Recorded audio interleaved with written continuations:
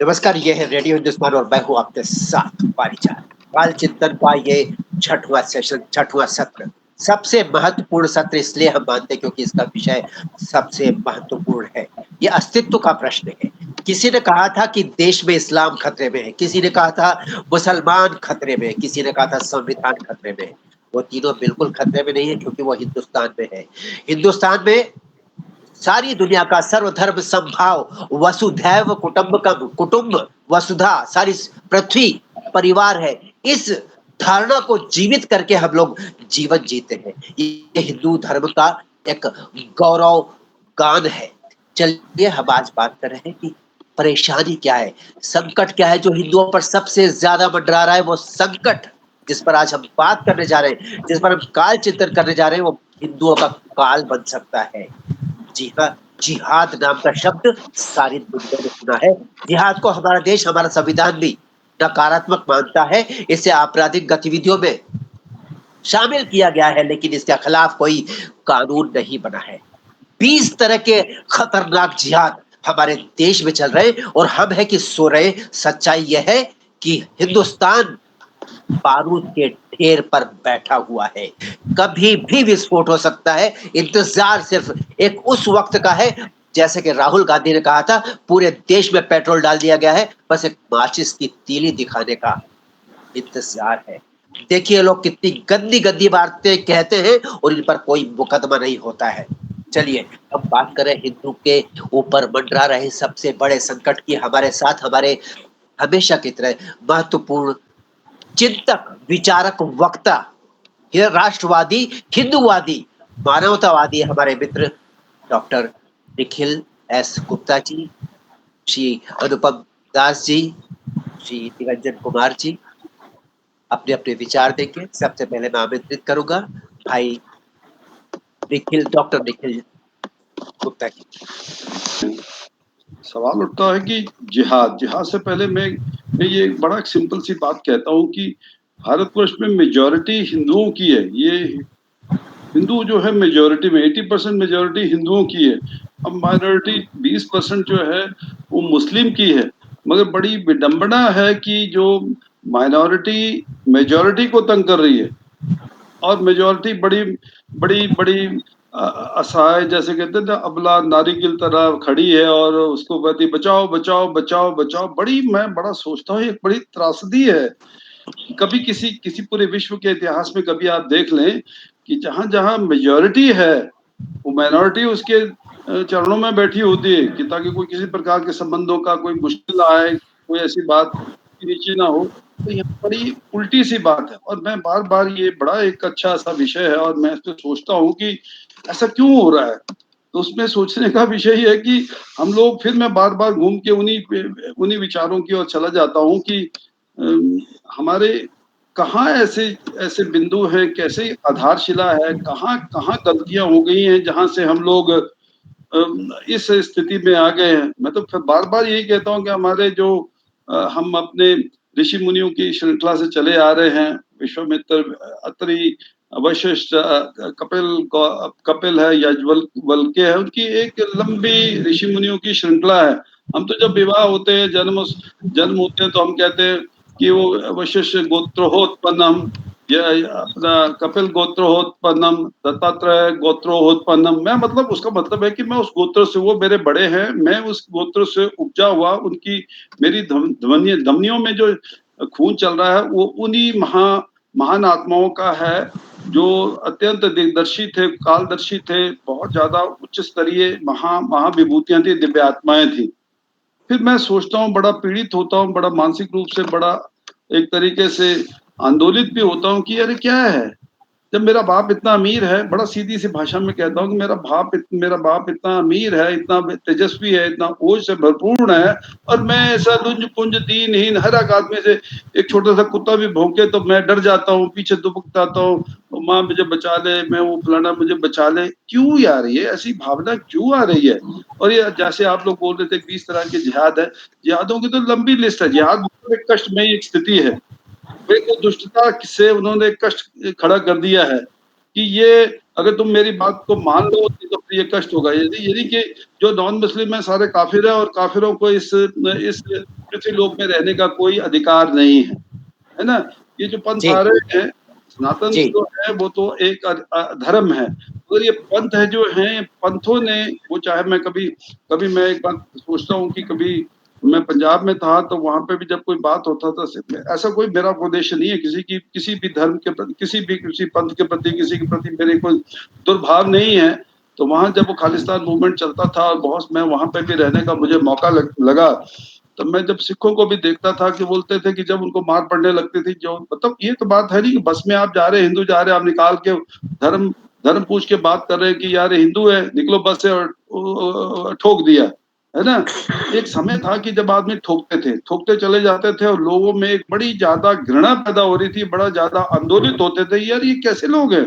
ये तो हमसे निकल के गए और हमें क्यों तंग कर रहे हैं? इनको कब शर्म आएगी?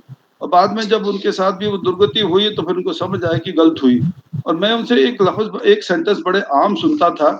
वो कहते थे कि जब भी कोई बात है, पंथ खतरे में है, पंथ खतरे में है। तो सारे पंथ खतरे में, सारे बेवकूफ़ जो में कहते हैं ना वो एयर फ़ोर्स या हेयर फ़ोर्स सारे इकट्ठे हो जाते थे, एक झंडे और डंडे के तले इकट्ठे हो जाते थे।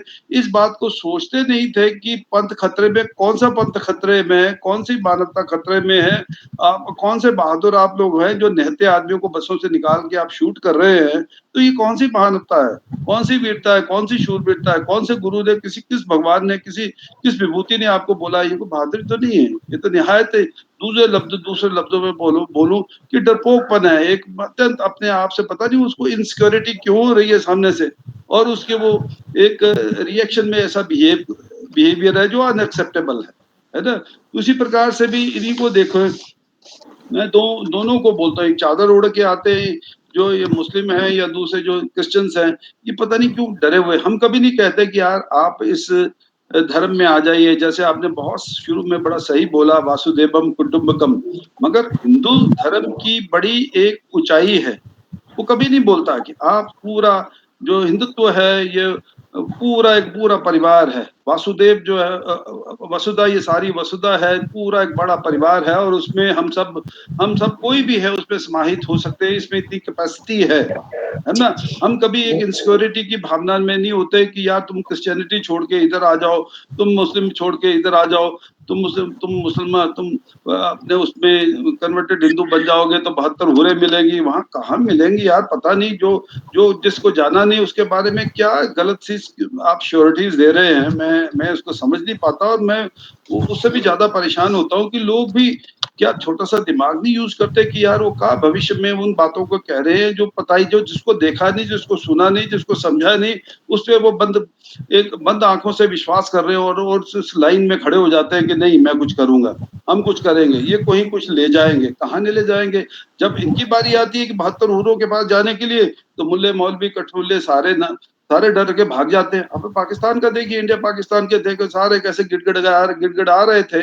मतलब मेरा कहने का मतलब है अगर इतने बहादुर हो तो तुम 72 हूरों के पास जाने में आप क्या क्या तकलीफ है? क्यों नहीं अपने युद्ध क्षेत्र में आप लोग लड़ते हैं, अपने दम से लड़ो ना, क्या मुश्किल आ गई? ये भी तो एक कर्म है, कर्म करने में क्या है ना? कर्म तो जो भगवान दे रहा है उसपे कर्म करिए।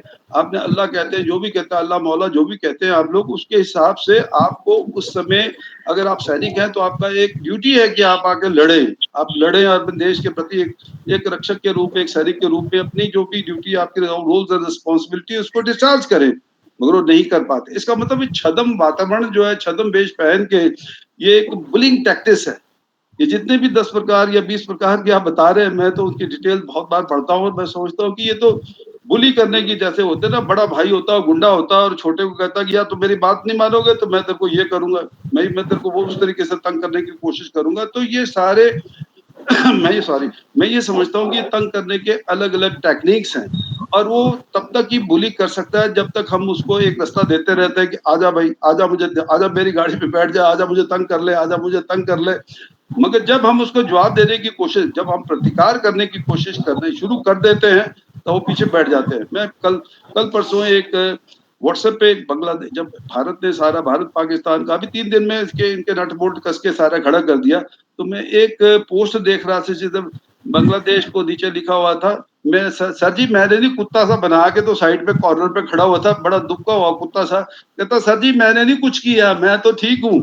है ना जी, मुझे तो आप छोटी सी गोली दे देंगे तो मैं ठीक हो जाऊंगा, मुझे ऑपरेशन की जरूरत नहीं है। तो मतलब ऐसा कहने का मतलब है कि उनको जिहाद, वो जो बड़े नाच कूद रहे थे और अपने बड़े पुलों पे पुल्स पे लेके, मतलब कोई किसी भी मनुष्य को मार के लटका के उसको लटका दे, यार वो तो बहादुरी थोड़ी है आप लोगों की ना। आप बराबर का मौका दो ना। अब जब इंडिया इंडिया भारत और पाकिस्तान का युद्ध हुआ, बराबर की आ गए ना। आप लोगों के पास भी तो सारी लेटेस्ट टेक्निक्स है, टेक्नोलॉजी के हिसाब से आप लोग खड़े हैं। अब वहां क्यों हवा खिसकाई? वहां अमेरिका के दौड़ रहे हैं, वहां अल्लाह बचाला, मौला बचाला, मौला मौला, अल्लाह अल्लाह कर रहे हैं। तो काहे को कर रहे हैं यार? तुम तो इतने बहादुर हो, तुम इतने ज्यादा क्षमतावान हो, तुम्हें क्या मुश्किल आ गई? तो मेरा कहने का मतलब सिंपल है कि ये डरपोक किस्म के लोग हैं। कन्वर्टेड हिंदूज है तो कन्वर्टेड है ना, है तो डीएनए बेशक हमारा ही है, मगर है डरपोक है। मगर जब आप प्रतिकार करते हैं, जब आप उनको डंडा पकड़ के बताते हैं, तो वो अपने आप सेट हो जाते हैं। और हम फिर वो घूम के आते हैं कि हम में वो क्षमताएं क्यों कम हो गई। हम अब इतने बड़े ग्रेट, बड़े बड़े महान ऋषियों की परंपरा से चले हुए लोग हैं, और फिर भी उससे डर रहे हैं। कहाँ हमारे वो साधनात्मक धागे कहाँ टूट गए हैं, कहाँ हम कमजोर हो गए हैं, कहाँ से हमारा जो रुधिर है, जो लाल रक्त कण है, वो विषाक्त कहाँ से हो गए, कहाँ वो वीरता के वो जो हमारे वो एलिमेंट्स थे, तत्व थे, कहाँ कमजोर पड़ गए? क्यों हमारे वो 16 जो षोडश कला 16 संस्कार जो हम लोग, हमारे ऋषि मुनि योगी यति सन्यासी सारे करते थे, जब भी बच्चा पैदा होता था, इवन गर्भस्थ बालक भी को भी चेतना दी जाती थी। वो तो एक तो है ना, गर्भ के बाद है, एक गर्भस्थ बालक को भी चेतना दी जाती थी ताकि उसको श्रेष्ठता युक्त उन गुणों से परिपूर्ण किया जा सके। तो वो जब पृथ्वीलोक पे आए तो वो एक श्रेष्ठ मानव के रूप में अवतरित हो। ऐसी हमारी हिंदू संस्कृति है, ऐसे हमारे वेदों में, शास्त्रों में लिखा गया है, जिसको हम और आप लोग भली भांति परिचित है। ये हम में ये जिहाद है, ये एक बुलिंग टैक्टिस है, बुलिंग टैक्टिस है। और हम समझ नहीं पा रहे कि हम बिखरे हुए हैं, हम हिंदू बिखरे हुए हैं। जब हम संगठित होंगे तो ये जिहाद सारे खत्म हो जाएंगे। और ये जरूरी है कि हम संगठित हो, तभी मैं कहता हूँ हम गर्व, जब हम हिंदू संगठित होता है तभी हम गर्वित महसूस करते हैं। जय श्री राम। जय श्री राम। बहुत अच्छी बात कही। पुलिंग टैक्टिक्स है ये जिहाद, लेकिन जब एक किलिंग स्प्री बन जाता है तो फिर खतरनाक हो जाता है। स्थिति वही आ रही है। पहलगाम हुआ 22 तारीख को, 6 तारीख को बिहार में दरभंगा में पहलगाम फिर रिपीट हुआ। फिर पूछ करके 11 लोगों को बुरी तरह से तलवार से, कुल्हाड़ी से, फरसे से मारा गया, हिंदू जान करके, जिसमें 21 लोगों का नामजद एफआईआर हुआ है। 4 लोगों को अरेस्ट किया गया था सुबह तक।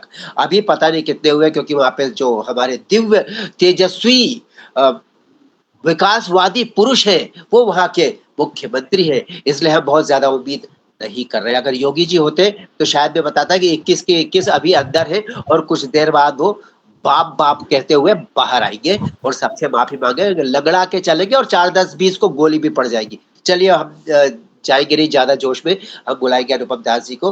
अनुपम जी, विचार दीजिए, ये जो खतरनाक संकट है अस्तित्व का हिंदू के ऊपर मंडरा रहा है काल बनकर, इस पर हम चर्चा कर रहे हैं काल चिंतन पे, इस पर आप क्या कहें? बहुत बहुत धन्यवाद भरियात जी। जी, सारे साथियों और जो हमारा चैनल को फॉलो कर रहे हैं सभी को जय श्री राम। जिहाद, the word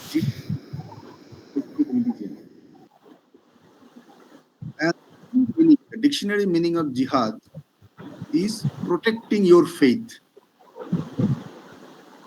That is the true meaning of jihad.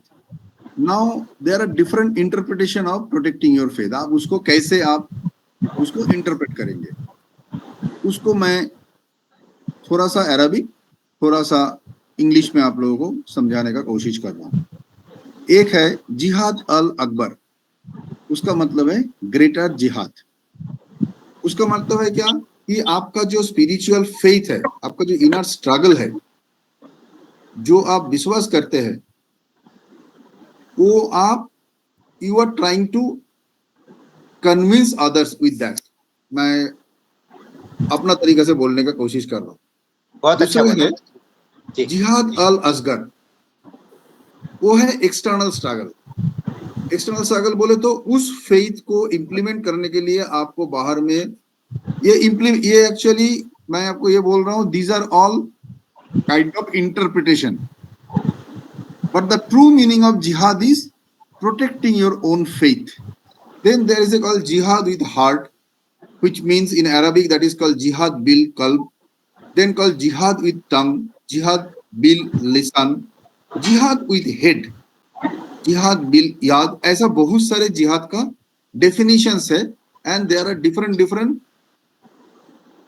क्या बताओ आपको, implementation and representation है. explanation. जो आज के दिन में जो जिहाद का जो फाइनल इंटरप्रिटेशन जो ग्राउंड लेवल में ट्रांसलेट होके फाइनली प्रैक्टिस हो रहा है, that is nothing but violence in different form. That is basically imposition of your belief and faith on others who do not follow your faith. It is not that who do not believe. They may be believing your faith, but they do not follow your faith. You may believe all the religions, you may believe all the faiths, but you follow Sanatan, you follow Hindu, the way of life. That is in the philosophy it is called the way of life. But you do not follow the other faith. But the basic meaning, the basic implementation of jihad, जो लोगों को समझाया गया in the ground level कि interpret करो ऐसा, आप मानो और face the consequence, and the consequence may be kidnap, killing, conversion, rape और whatsoever it may be. So that is how jihad has been practised all over the world. कहीं पे उसका नाम है लश्करी तैयबा, नाइजीरिया में उसका नाम कुछ है, माली में उसका नाम कुछ है, बोको हराम, अफगानिस्तान में मैं I am not mentioning the names but I am just telling you. Okay, got it. Yeah. Yes, so in Afghanistan it is named something else, in Bangladesh it is named something else, in India also they have different names. But fundamental of that is imposing your faith which others do not follow. किसी भी हाल से. आपका घर पे 2 बेटी है, उसको एक को उठा के लेके जाओ, पूरा परिवार को बोलो फॉलो अस और शी विल नॉट रिटर्न. आपका सर पे बंदूक खिसा के आपको बोला फॉलो अस और he will not return, which has happened to Kashmir. Live here, follow us, और leave your women with us, and आप लोग मर्द लोग यहाँ से छोड़ के चले जाओ. That is what has happened in Kashmir genocide. So these are the different forms. So now I come to how to protect ourselves from jihadis. Doctor साहब बहुत सही कहा कि अब पतंग उड़ाया ना, पतंग उड़ाने का 2 टेक्निक होता है, एक है खींचने का टेक्निक और एक है छोड़ने का टेक्निक. अब ढीला देते रहो वो एक टेक्निक है. तो आपका जो ओपोनेंट है वो समझ नहीं पाता है, ढीला देते रहता है, लेकिन आप छोड़ते जाओ. So this is how it happens. So हमारा सनातनी का जो शिक्षा है, जो कल्चर है, जो हम लोग को सिखाया गया from the day we were born, सहनशीलता.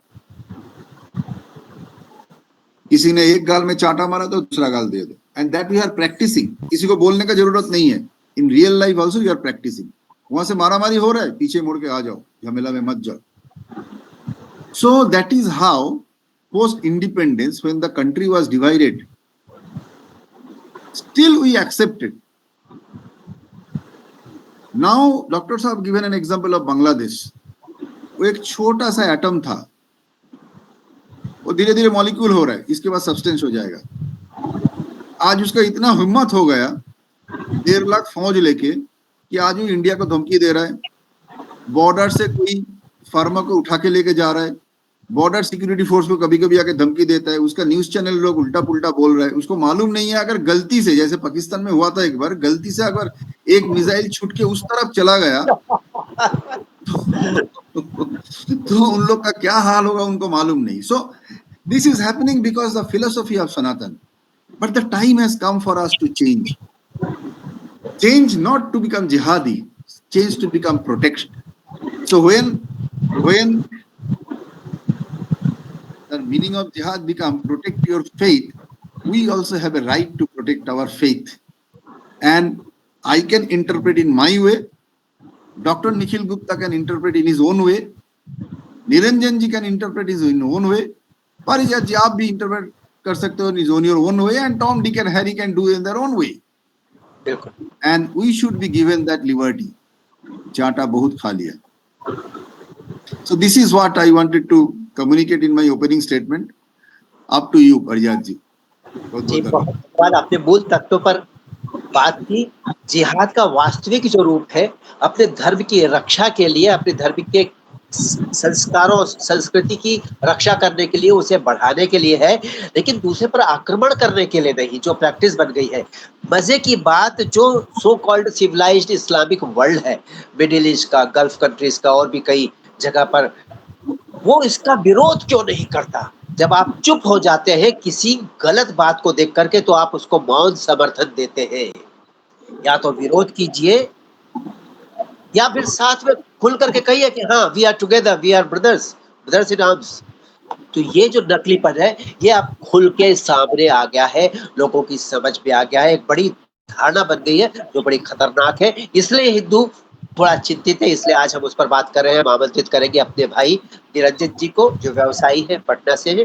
निरंजन भाई, क्या कहते हैं, ये संकट जो है नकली है, असली है, जिहाद का, इसका अंत कहाँ होगा, हमें क्या करना चाहिए? नमस्कार सभी भाइयों को। नमस्कार भाई। जिहाद जैसा मैं समझता हूँ कि जब सब कमजोर सरकारें होती हैं तो इस तरीके के छोटे छोटे एलिमेंट्स जो है अलग अलग फॉर्म में अपने आप को मजबूत दिखाने के लिए हिंसा का रास्ता चुनते हैं। चाहे कई तरह के हैं, छोटी छोटी सेनाएं बनती हैं जिहाद के नाम पे, छोटी छोटी जात के नाम पे, छोटे छोटे धर्म के नाम पे, अलग अलग अपने आप को स्थापित करने के लिए। तो जिहाद जैसा मैं समझता हूँ, जब सरकारें कमज़ोर होती हैं तो जिहाद का अलग अलग फॉर्म होता है। वैसे जहाँ पे भी आजकल नगरीय संस्कृति का फैलाव हो रहा है, उसमें जिहाद का भी एक्सपेंशन हो रहा है। कस्बों और छोटे छोटे शहरों में जिहाद का उतना ज़्यादा प्रभाव नहीं है जितना बड़े शहरों में देखते हैं, क्योंकि वहाँ लोग अपने में संकुचित हैं, किसी से किसी को मतलब नहीं है। छोटे कस्बे और शहरों में है कि एक दूसरे के प्रति और छोटे छोटे संगठन के रूप में उन जिहादियों का उतना ज़्यादा एक्सपेंशन नहीं हो पाया। हम नगरीय में देखते हैं या मेट्रो सिटीज़ में देखते हैं कि उसमें आए दिन कुछ न कुछ इस तरीके की घटनाएं सुनने को मिलती है, लेकिन अभी गाँव और कस्बों में उसका उतना ज़्यादा विस्तार नहीं हुआ। तो सरकारों का ये दायित्व है, कहीं की भी सरकारें हैं और ख़ासकर जो सेकुलर सरकारें हैं, जैसे आपने अभी दरभंगा का जो जिक्र किया है, तो कुछ शहरों में जब आप जाएंगे तो आपको लगेगा नहीं कि हम भारत में हैं। दरभंगा है, आपके मधुबनी है, उधर भागलपुर है, तो नहीं लगेगा आपको कि आप इंडिया में हैं या भारत में हैं या हिंदुस्तान में। तो यही सब चीज़ें हैं जिहाद। और जिहाद का सबसे बड़ा हम लोगों का जो ड्रॉबैक है कि हम लोगों का हिंदू का कोई अस्तित्व ही नहीं रहा।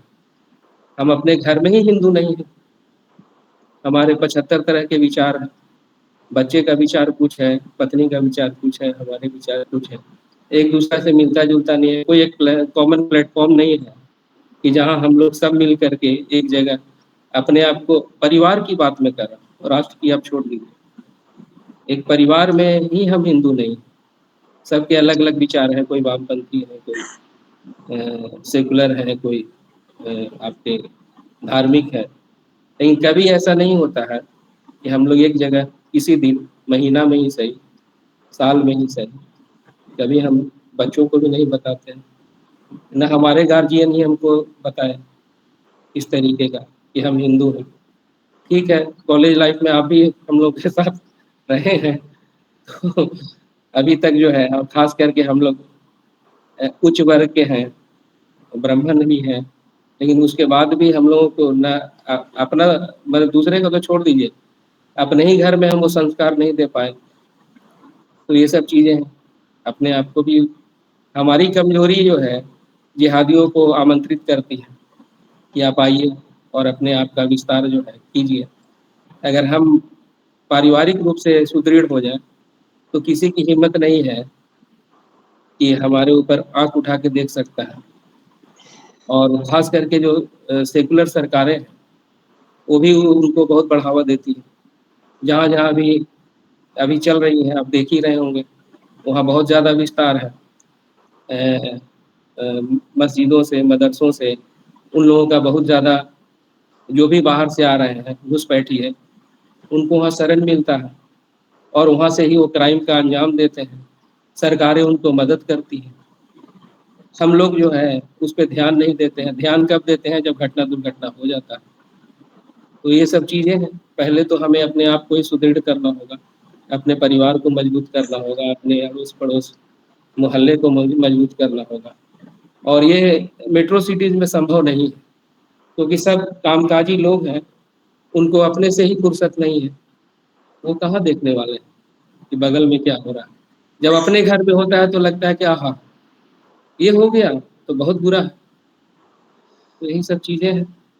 बाकी और भी विद्वान जितने भी यहाँ पे उपस्थित हैं वो अपना अपना मंतव्य देंगे। जय सिया राम।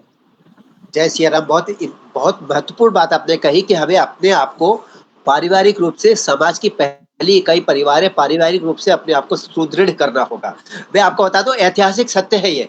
ऐतिहासिक सत्य इस तरह से, जब भारत परतंत्र था, स्वतंत्रता की लड़ाई दो तरह के लोग लड़ रहे थे। एक नरम दल था, एक गरम दल था। नरम दल हरामखोर था, क्षमा चाहता हूँ, बड़ा अजीब सा शब्द बोला मैंने, पर बहुत सही बोला है। बैठ करके अंग्रेजों के साथ में अंगूर की ताड़ी, अंगूर का रस पी करके, प्यार मोहब्बत, हाथ जोड़ करके, गिड़गिड़ा करके, भीख मांग करके आप मांग रहे थे देश की स्वतंत्रता। दूसरी तरफ गरम दल जान देता था, फांसी पर चढ़ता था, खत्म हो जाता था, जवानी में शहीद हो जाता था।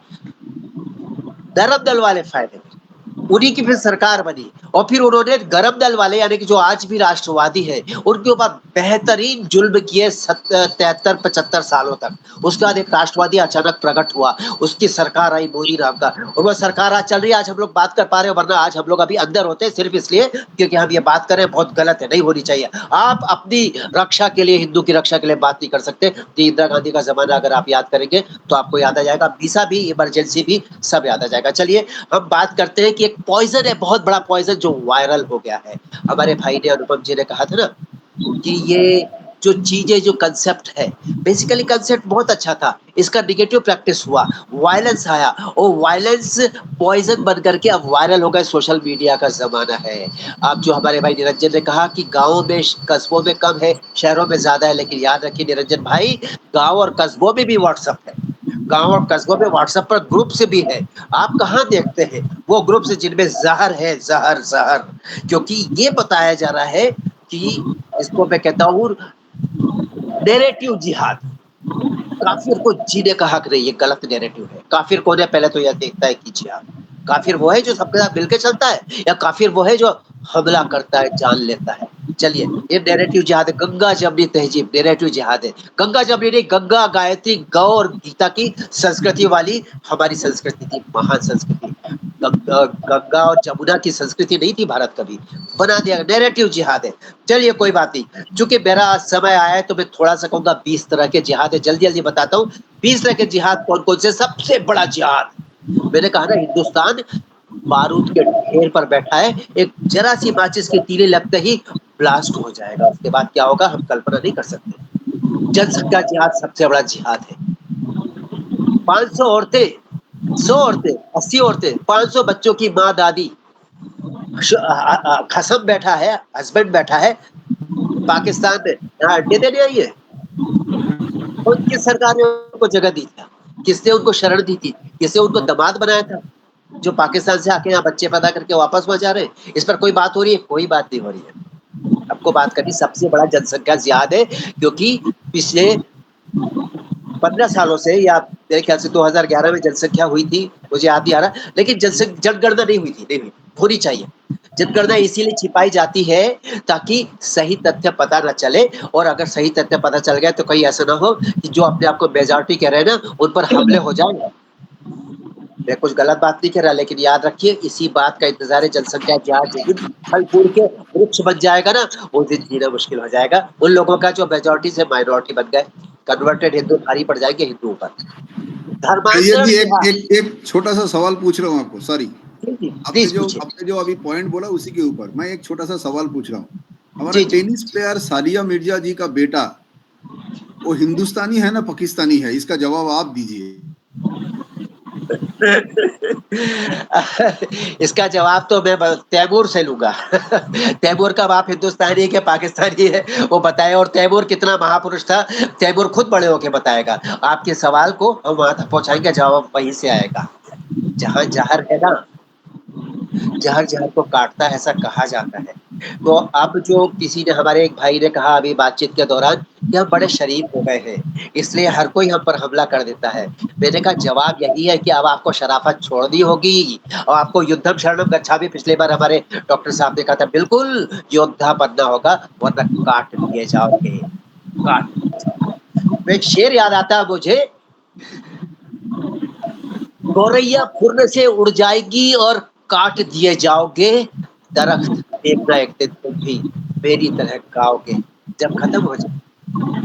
अगले जिहाद की बात करो, धर्मांतरण जिहाद। एक और बहुत बड़ा धर्मांतरण जिहाद, आपको पता है हर दिन 10,000 हिंदू कन्वर्टेड हो रहे हैं। घुसपैठ जिहाद। अश्विनी उपाध्याय सुप्रीम कोर्ट के वकील हर बात को पुख्ता प्रमाणों के साथ पेश करते हैं क्योंकि उनको पता है तथ्य महत्वपूर्ण होते, झूठी अफवाहें वो फैला नहीं सकते। 6 करोड़ रोहिंग्या, बांग्लादेशी, पाकिस्तानी, अफगानी 6 करोड़ घुसपैठ के देश में है। लैंड जिहाद, अभी आप देख रहे हैं वक्फ, वक्फ क्या है? लैंड जिहाद का सबसे बुरा विभत्स रूप है।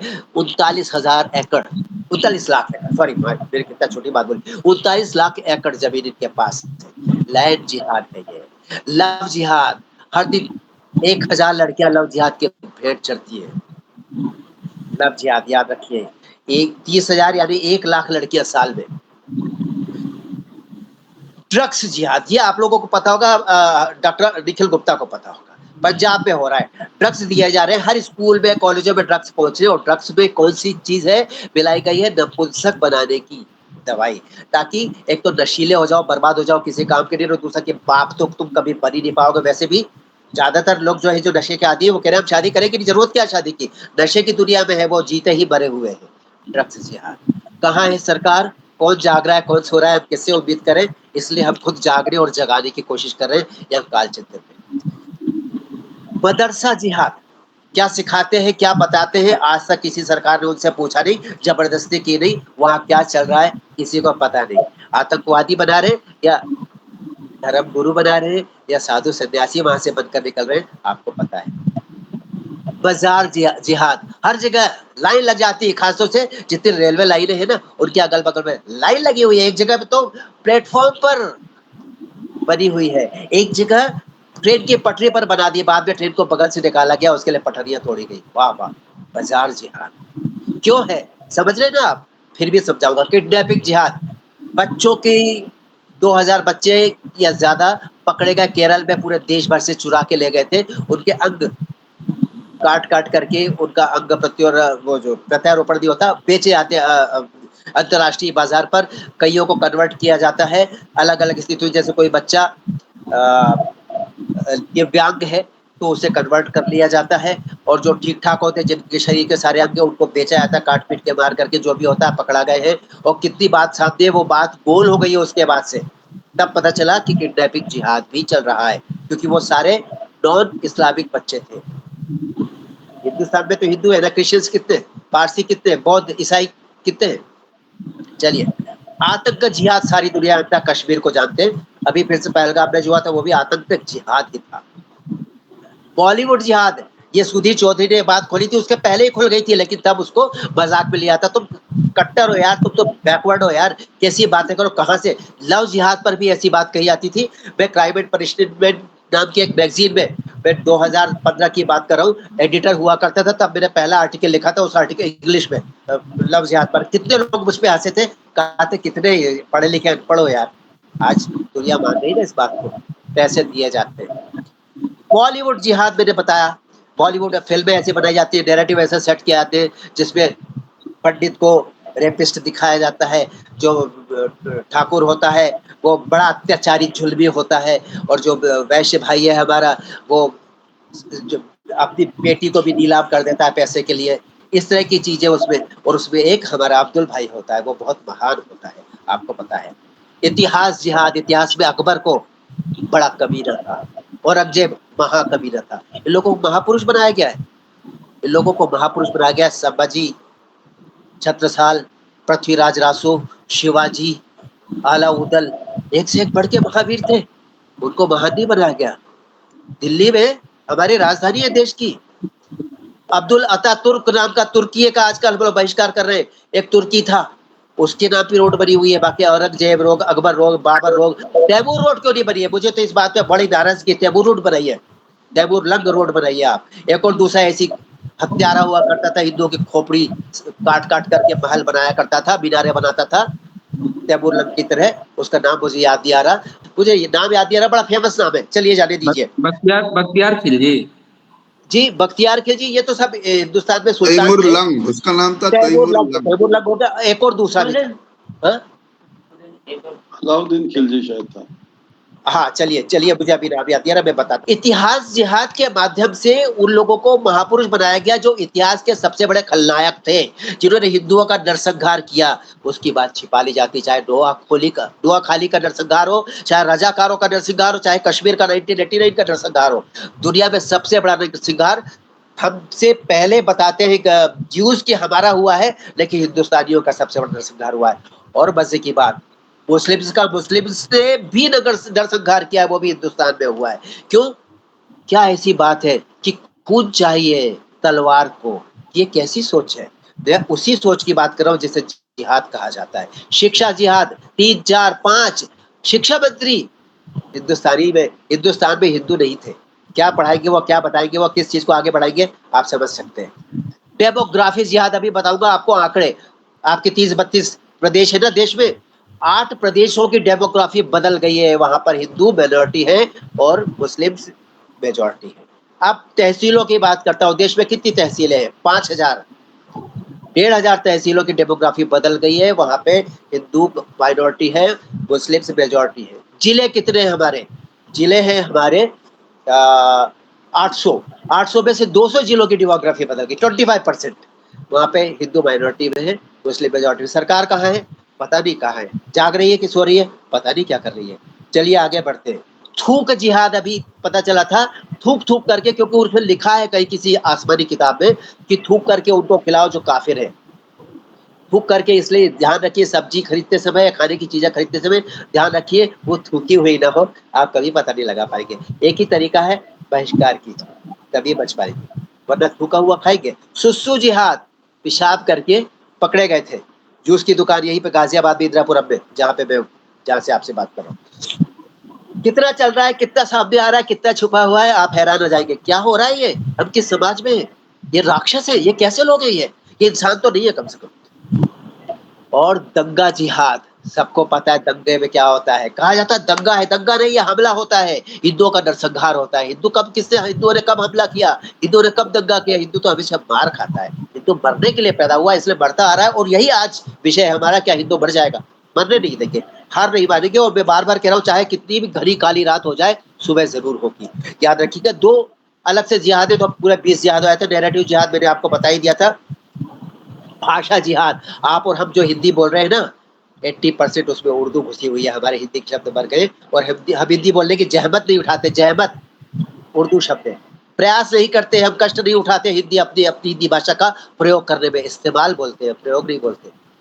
चलिए जाने दीजिए, मैंने ये सब इसलिए बताया कि याद रखिए, आपको बचाने के लिए कोई नहीं आएगा, आपको खुद बचाना होगा। क्यों? याद रखिए, आप तो चले जाओगे, हम चले जाएंगे, हमारे बाद हमारे बच्चे नहीं जाएंगे। और बच्चे कभी ना कभी ये जरूर कहेंगे कि आप लोग कैसे नपुंसक थे हमारे फोरफादर्स। आज हमको ये दुनिया दी है अपने जीने के लिए, हम जी भी पाएंगे कि नहीं अपनी पूरी जिंदगी? अगर हमारी उम्र गलती से लंबी हो जाए, 100 साल हमको एक्स्ट्रा मिल जाए, तो हम अपनी आंखों के सामने पता नहीं क्या क्या देखेंगे। वो दिन नहीं आना चाहिए, इसीलिए आज हम बात कर रहे हैं। क्लोजिंग रिमार्क चाहिए आपसे, डॉक्टर निखिल गुप्ता जी।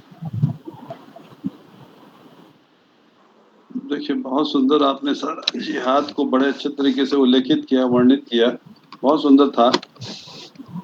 और मैं जैसे पहले भी बोलता हूँ कि बुद्ध वाली पॉलिसी नहीं चलेगी। अहिंसा जो है, अहिंसा परमो धर्म, वो पॉलिसी नहीं है। बुद्ध किसी समय तो ये बुद्ध भी तो बुद्ध धर्म भी तो हिंदुओं से निकल के गया और इन्होंने बाद में गुंडागर्दी करनी शुरू कर दी। हिंदू, मैं बात बात वही कहता ना, हिंदू कमजोर क्यों हो गया? वो जो ऋषियों की श्रृंखला से आए हुए वीर शूरवीर खून जो था, वो इतना इतना दीनहीन याचक सा क्यों बन के रह गया? कहाँ तो धागे टूट गए ना, कहाँ साधनात्मक धागे टूटे हैं। तभी हमें पता नहीं लगता कि इतना वायलेंस हो रहा, हम क्यों नहीं सीखने की कोशिश करते। अब ये मैं समझता हूँ कि बहुत समय बदल रहा है। मोदी जी आए हैं, पहले चाय वाला जाएगा तो गाय वाला आएगा, चाय वाला मोदी जी जाएगा तो गाय वाला तो डंडा मार रहा है पूरी तरीके से। और आप देखिए वायलेंस आजकल तो वो है ना, सठे साठे समाचारित, डंडे को डंडे के साथ सीधा किया जा सकता है। अभी टर्की का देख लीजिए कितना ज्यादा बहिष्कार शुरू हो गया। तो मतलब tit for tat, quick reaction, Modi government tit for tat, और लोग भी बहुत सपोर्ट कर रहे हैं। बहिष्कार हो रहा है, जगह जगह बहिष्कार हो रहा, होना चाहिए, और लोगों में बहुत जागृति। अच्छी बात है, आपके उद्गारों में एक आशा की किरण है। बस यही चाहिए, क्योंकि हमें अब उम्मीद के साथ आगे बढ़ना, हार करके जंग नहीं लड़नी है, जीत के मनोबल के साथ लड़ना है। ये जंग है बहुत बड़ी, इसी पर हम बात करें। प्लीज क्लोजिंग रिमार्क दीजिए अनुपम जी, प्लीज।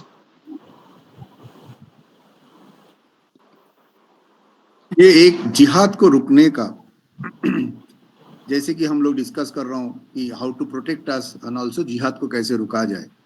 जी जी। एक है कि सनातनी समाज में जागृत करना है, सेल्फ प्रोटेक्शन की बंदोबस्त करना है। At the same time government also need to act. Government का भी ये देखिए 6 करोड़ घुस बैठे अगर हमारे अंदर बैठे हैं, उनमें से एक भी हिंदू नहीं है। Not a single is Hindu. 6 crore pure jihadis. जी जी जी, बिल्कुल बिल्कुल बिल्कुल। That itself about 4% of our total population. जी बिल्कुल। Adds 4% to our population. So that is a huge number. That is more than the total population of most of the European countries. The number of intruders that India is accommodating in our motherland, that intruder population itself is more than almost all European countries. I was about to say many European countries. You are better. Almost all European countries. Yes, please go ahead, please. So imagine what kind of social imbalance we have created among ours in the country, and on this, except government, nobody can act. Parijat ji, aap, main, Nikhil ji, or Niranjan ji cannot take anyone and throw them outside the country. So government needs to act. It is a total failure. I will tell you, it is a total failure of our government machinery. How the अभी अंदर आ गए, उन लोग को आधार card pan card मिल गया, अभी आप बोल रहे तुम लोग बाहर जाओ. So that attracts also a lot of international media attention. अभी सोचिए रिसेंटली गुजरात से कुछ घुसपैठियों को लेके बांग्लादेश में फेंका गया. And all international medias are showing this, particularly the Gulf medias like Al Qaeda's, Al Jazeera's and all.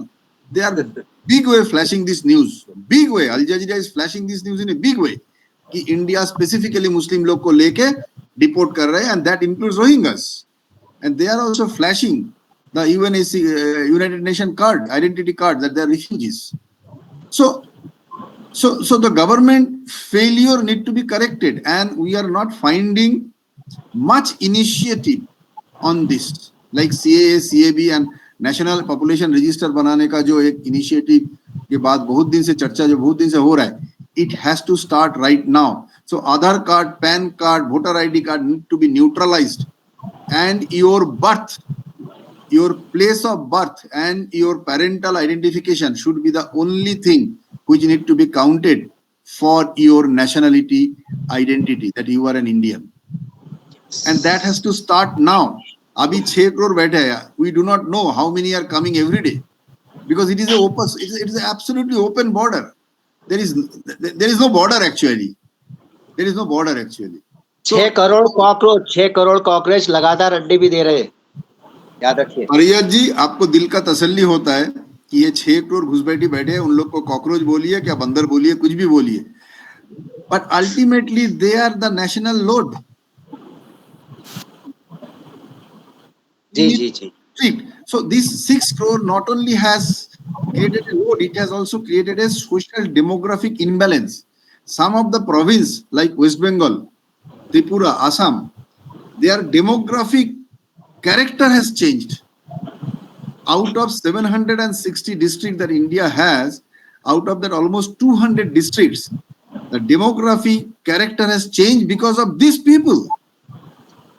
आज काफी बड़े शहरों में, जैसे निरंजन जी जो कह रहे थे, बड़े शहर में दिखाई नहीं देता है, बड़े शहर, cities are in a ticking bomb.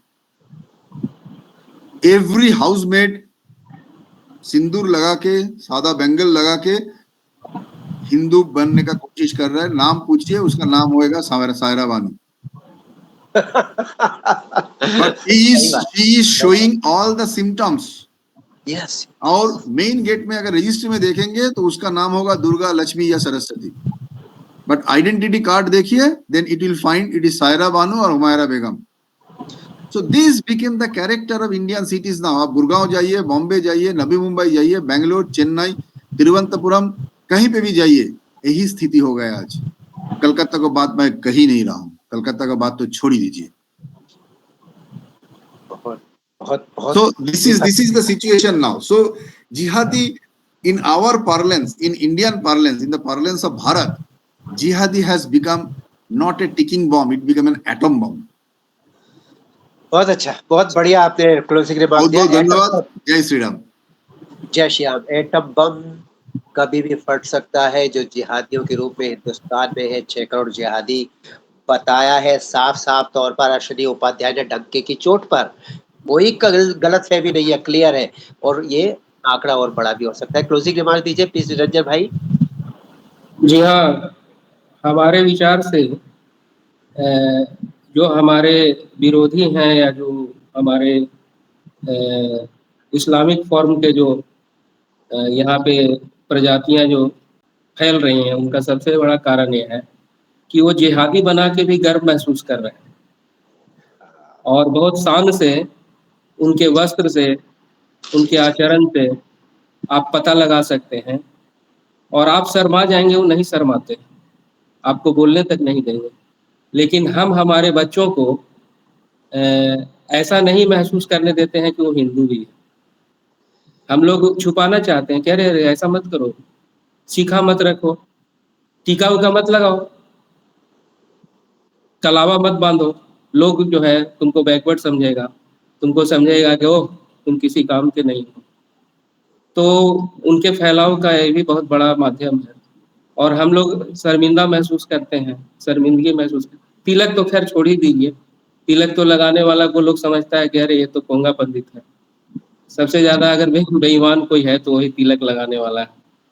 और वो अपने आप को समाज में अगर एक दिन तिलक लगा ले तो वो तो छोड़ दीजिए, उसके पूरे परिवार को लोग बहुत नीच नज़रों से देखते हैं, अरे तिलक लगाने वाला है.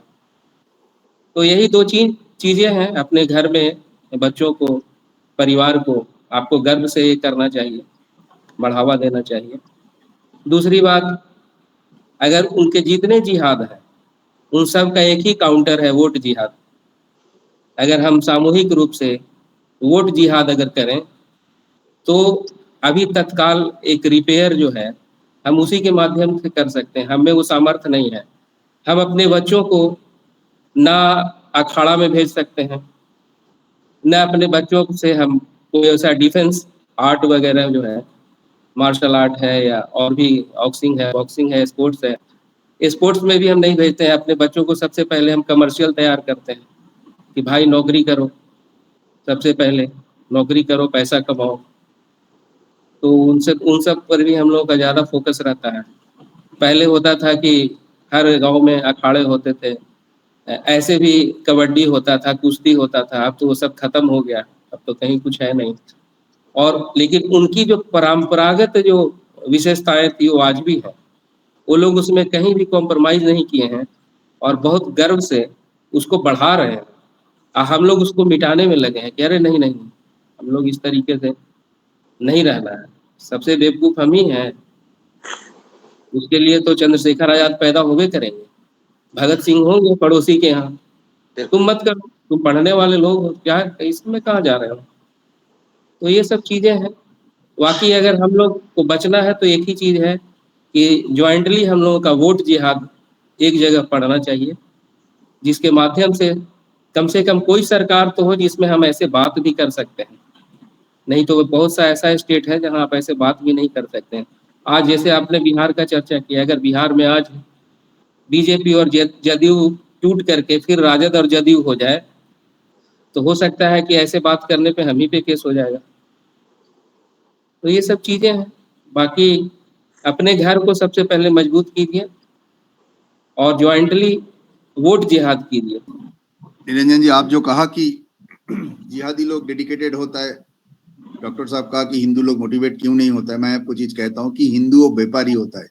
एक सिंपल सा लाइटर ट्यून में बोल रहा हूँ कि एक जी। जिहादी मान लेता है, दिल से विश्वास करता है कि जिहाद के लिए उसको 72 हूर मिलेगा, पक्का विश्वास करता है, एकदम दिल से विश्वास करता है। लेकिन वो हिंदू को अगर आप बोलेंगे कि तेरे को 72 हूर मिलेगा तो जिहाद हो जा, वो उल्टा आपको बोलेगा 2 सैंपल भेज दो, देख लेते हैं। यही फर्क होता है। जी, बस बिल्कुल। तो बहुत अच्छा संदेश आपने अभी बहुत अच्छा एक्सप्लेनेशन दिया अनुपम भाई, धन्यवाद। जो निरंजन जी ने कहा कि जिहाद का जवाब जिहाद से दिया जाए और सबसे ज़रूरी जिहाद जो हम कर सकते हैं वो है वोट जिहाद। जब इलेक्शन हो हम सब मिल करके निकले और उस सरकार को चुने, उस अपने नेता को चुने जो हमारी तरह सोच रखता हो और हमारी तरह काम कर सकता हो। बतौलेबाजी करके बेवकूफ बना के 5 साल जेब भर के घोटाला भ्रष्टाचार करके चला ना जाए और हम लोग फिर वही के वही, क्योंकि हर दिन हम लोग अपनी काल की तरफ बढ़ रहे हैं। Inch by inch we are heading to our sad destiny. Anyways, मैं अभी सैड नहीं होगा, मैं पॉजिटिविटी की बात कर रहा हूँ। उम्मीद है एक दूसरी उन्होंने बहुत अच्छी बात कही कि हमारे बच्चे को हम नहीं बनाते हिंदू।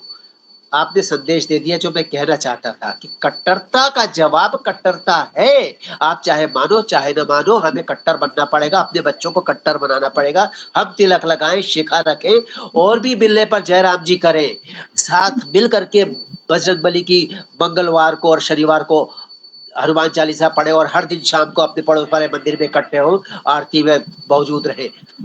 इस तरह से हमारी धार्मिक एकता बढ़ेगी और तब कट्टर, बहुत अच्छी बात कही अनुपम भाई ने, कमाल की।